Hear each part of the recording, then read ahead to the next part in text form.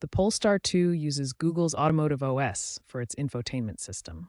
Sometimes glitches like frozen screens or unresponsive apps happen. There are two main ways to fix these: a reboot and a factory reset. A reboot, or soft reset, simply restarts the system without deleting your data. It's ideal for minor problems. A factory reset wipes all your data and settings, restoring the system to its original state. This is for more serious issues, but will require you to set everything up again. To reboot, either press and hold the touchscreen power button for 5 to 10 seconds until it restarts, or go to Settings, System, Restart. A factory reset wipes all your data and settings, restoring the system to its original state.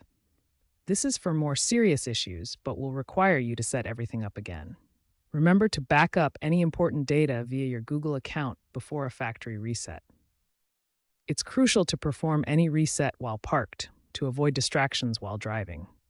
To factory reset your Polestar 2, navigate to Settings in the Infotainment System, then System, then Reset Options, and select Erase All Data. You may need to confirm with your PIN.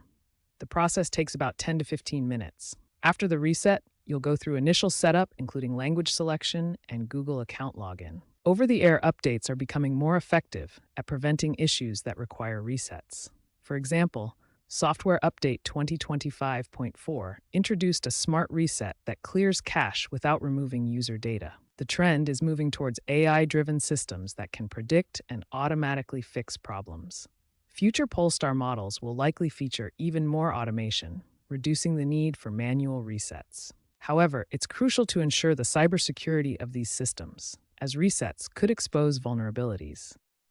If problems persist after trying these steps, contact Polestar support to avoid voiding your warranty.